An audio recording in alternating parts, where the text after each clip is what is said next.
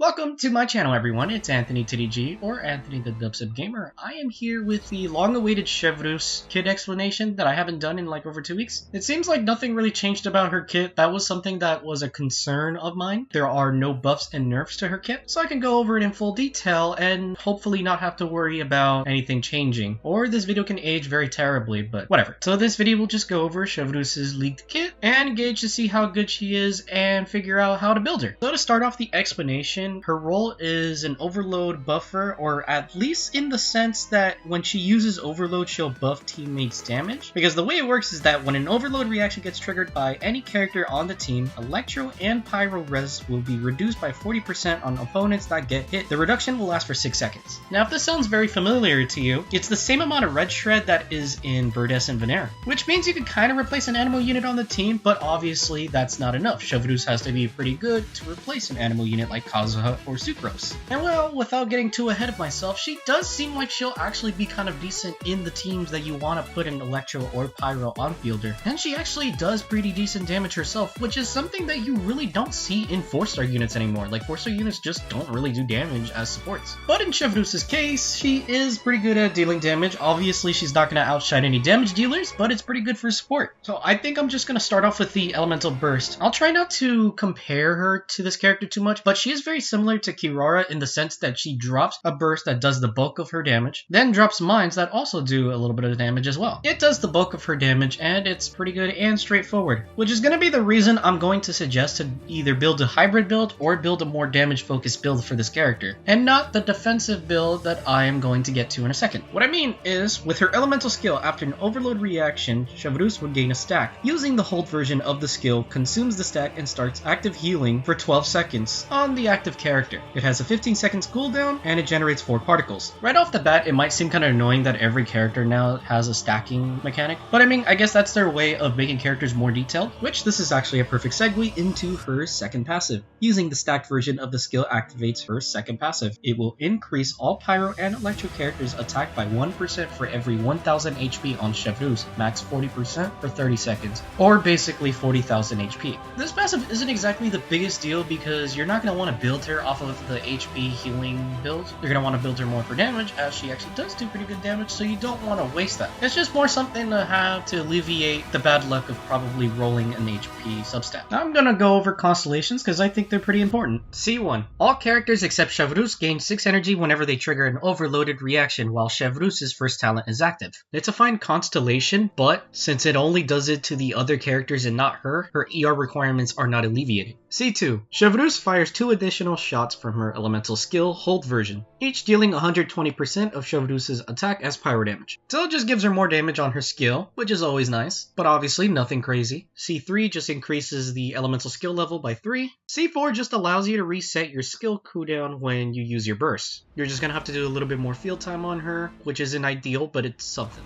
C5 increases the burst talent by 3. Constellation 6 is a pretty important one. It adds team-wide healing at the end of the skill's healing duration, and each healing tick will give the healed character 20% pyro or electro damage bonus up to 60%, which are independent stacks, which this kind of sucks. So you won't just be getting a full 60% buff. It will most likely expire during certain attacks, but it's always good nonetheless. Now for this section of the video, I'm going to do something that I haven't really seen done before when it came to making Chevreuse videos. I haven't seen anybody go over how to actually build her, so I think I'm just gonna do that. I'm gonna start with weapons. You guys are probably tired of this, but obviously I'm pretty sure the best weapon for her is going to be Favonius. It's just always pretty good, and she's going to be needing a lot of energy if she wants to consistently do that burst that does quite a bit of damage. Now she does have other options, like you could give her an HP polearm like Black Tassel or something like that if you want her to be strictly a healer, but for all parts of her kit I would just say Favonius, any ER weapon, just anything that would give a mix between attack percent, ER, and HP. If you're somehow whales that have access to a spare one, her best weapon is probably going to be Staff of Homa, as it does provide HP, attack, and crit, so it's going to make her contribute a lot more damage in their teams. But it's not going to take an expert to tell you that you should probably be better off putting that weapon on Hu Tao or someone who would benefit from it more. As for her best artifact sets, it seems like it's going to be straightforward. It's going to be Noblesse Oblige, because you're going to want to buff the party members' attack percent, and it seems like it's going to be more consistent that you'll be doing your burst to do all the buffing, because as far as I see, see, you're not going to be able to use your elemental skill frequent enough to use Tenacity of the Millilith. So sad tenacity noises. And also, Noblesse buffs the biggest part of her kit, so that's always a plus. As for her best artifact stats, that is going to be attack percent, pyro damage, and crit. This is the more straightforward damage build. It's going to make her contribute a lot of damage to her teams, especially with that burst. But of course, for the substats, you're going to want to be aiming for energy recharge, HP, attack, and crit. As for the last part of building Chevreuse, I'm going to be talking about her teams. So you're going to be wanting to put her in teams with pyro or electro carries, so Raiden, Yoimiya, Linny, those characters mainly. She doesn't really have synergy with Hu Tao. As for Yoimiya, the synergy is there, but you're probably going to be replacing a defensive option like Zhongli. So if you're fine with the team not having any shielding or any other kind of defensive utility for Yoimiya, then all power to you, you can use Chevreuse in that team. The team that is going to be pretty popular and is probably going to be her best team is a Raiden Hyper team. However, Chevreuse doesn't exactly replace Kazuha all that much. She does in single target. She will contribute more to the team in single target, and the whole team does a little bit better in single target, but in AoE, Kazuha is still way better. As for replacing Sucrose in that team, she's just way better than Sucrose. So for her to be better than Sucrose and better than Kazuha in some situations is a pretty good thing. She's a pretty decent 4-star. She's not going to be the best 4-star or anything. She's not going to be the power 5, but I mean, for how low the bar was for 4-stars back then, this is pretty good. But yeah, with that, I'm going to leave this video here. If you guys like this video, please leave a like and subscribe, as I very much so appreciate it. But as always, take care and have a great day.